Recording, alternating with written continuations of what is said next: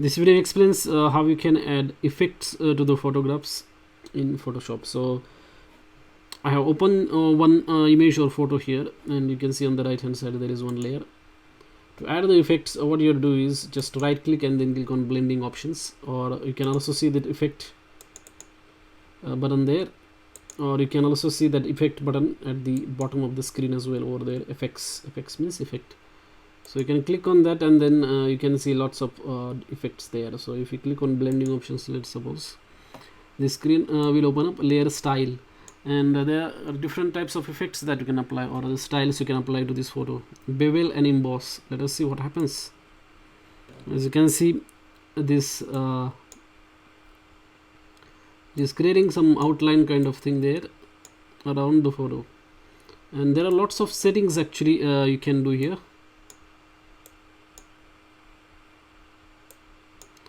So if you want to create the outline, or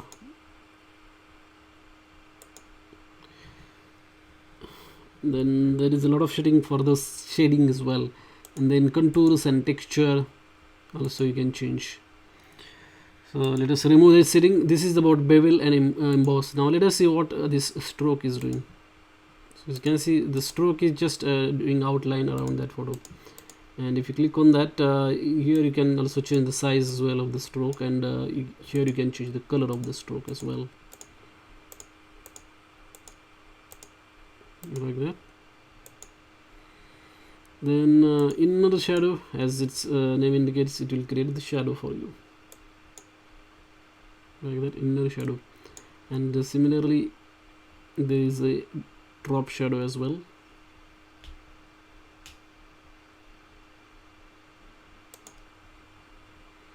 Then inner glow is also, that setting is there.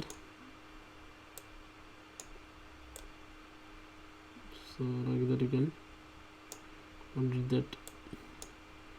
Then setting, let us see what it is doing. Opacity. As you can see, you can create different effects using this, and size also.